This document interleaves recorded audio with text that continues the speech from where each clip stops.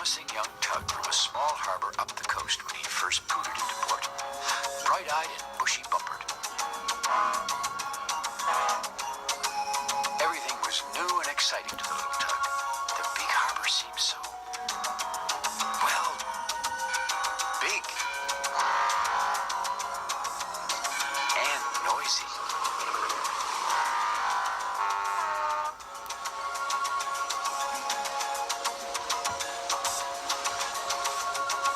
Theodore knew everyone would be waiting for him to get to work, so he hurried along to the great ocean tug and salvage company, where he had been told to meet the dispatcher. The dispatcher was the one who gave the tugs their jobs. "Theodore Tugboat reporting for duty, sir," he announced.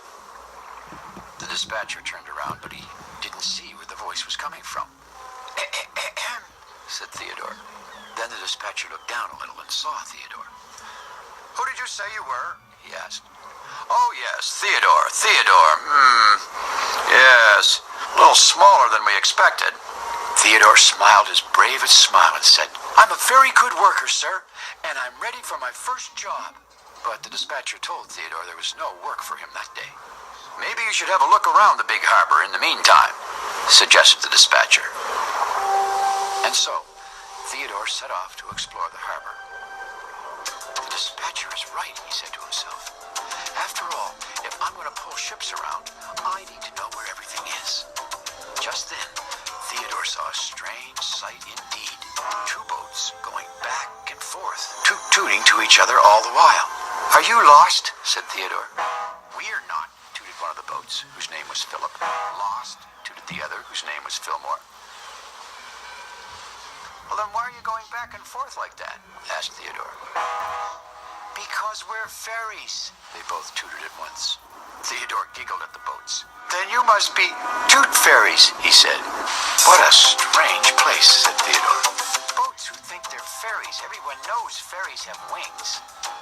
Then Theodore heard a very deep voice. "Who are you, little putt-putt?" He looked up to see it was a bridge. "Who are you?" replied Theodore. "Why, I'm Benjamin B. Bridge," said the bridge in a very bridgy voice. "Well, I'm Theodore T. Tugboat," said Theodore boldly. "And I'm not a putt-putt. I'm a puller. The best ship-pulling tug around." And with that, he zoomed right under Benjamin. "Silly bridge," thought Theodore. "Anyone can see I'm a puller." The sun was beginning to set over the big harbor. Dark shadows were beginning to fall all around him. There were tall buildings on the shore, and lots of strange shapes. It wasn't like Theodore's homey old harbor at all. The other tugs were settling down for the night at the great ocean tug and salvage company. Theodore was wondering which dock was his.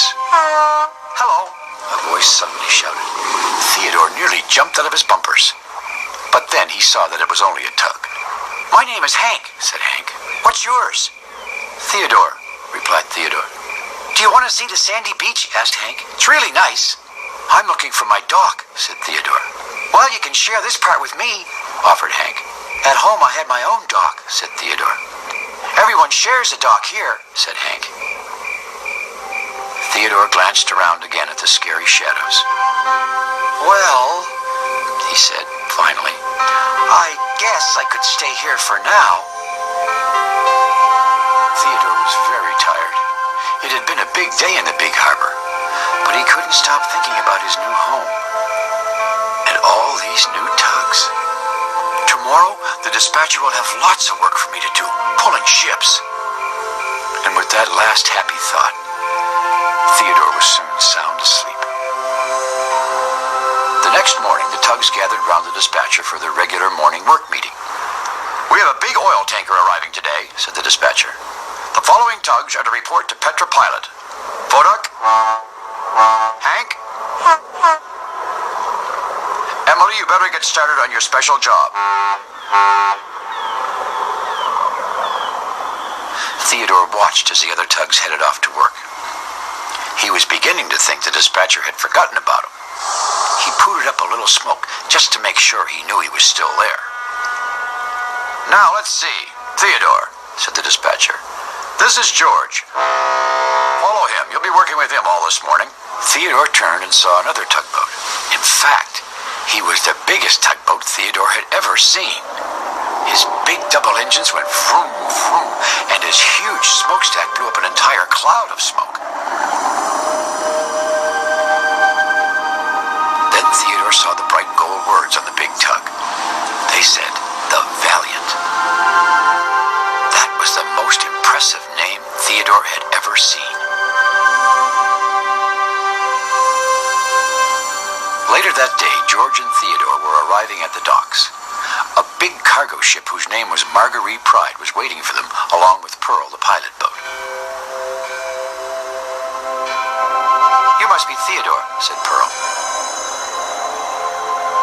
A little smaller than we expected. "Well," she announced finally, "let's get started." Theodore was about to go to the front of the ship, when, much to his surprise, George went in front as if he were going to pull. Before Theodore could say anything, Pearl piped in. "Theodore, please hurry along to the back. We don't have all day." "But," said Theodore, "I'm not a pusher, I'm a puller." Pearl frowned. "You're certainly not any such thing.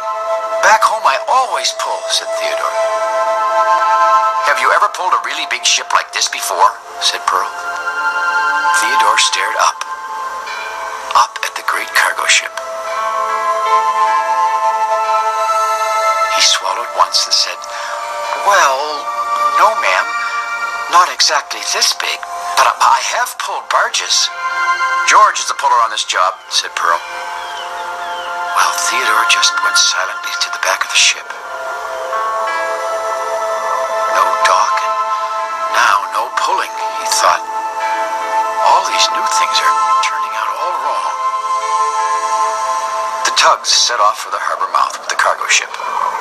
Theodore pooted and puffed as he pushed. She really was big. When the bridge saw the little tug behind the great ship, he smiled and said, "I thought you said you were a puller. From up here you look like a little putt-putt to me." Theodore blew up smoke. Benjamin sneezed a great sneeze that rattled the rust off his railings. Shoo!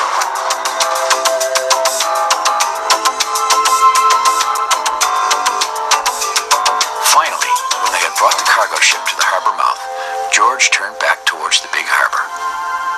But Theodore was feeling a little sad and stayed behind, thinking about his old home. He missed it very much, and especially all his friends. Just then, Theodore saw Emily, and she was heading out to the open ocean. Maybe she wants to leave too, thought Theodore. And sure enough, Emily passed the last marker buoy at the entrance to the harbor. She was going to the ocean.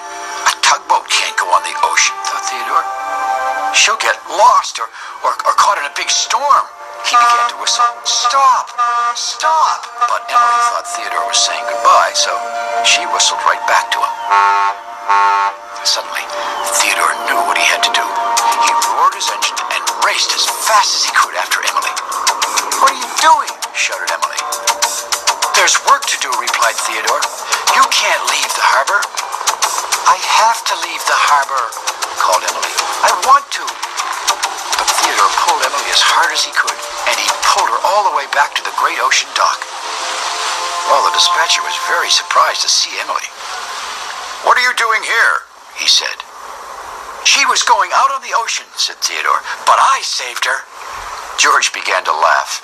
He laughed and laughed so hard his rails rattled, and his cap shook down over his eyes. "What's so funny?" asked Theodore. "Emily is going out on the ocean," said George. "That's because she's a V-tug." "A V-tug," said Theodore. "What's a V-tug?" The dispatcher explained that tugs who had their V words, like Emily the Vigorous and George the Valiant, could go out on the ocean. In fact, Emily was going all the way to Spain to bring back a new barge from the shipyards there. Theodore looked at the bright gold names on Emily and George, so that's why they were there. He hoped Emily wasn't upset with him, but the dispatcher said, "You are only doing what you thought was your job, Theodore, and that's very good. You're just the kind of tugboat we need here in the big harbor." But now I think you'd better let Emily get to work. The other tugs all had a good laugh, and even Theodore joined in.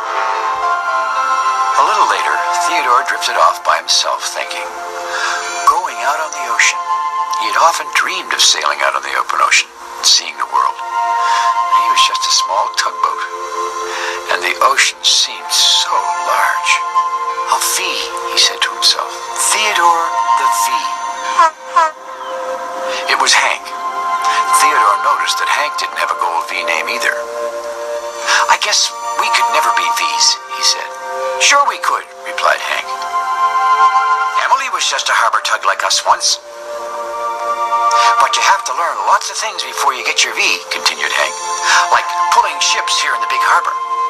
But there are so many new things to learn, said Theodore. I'll never do it.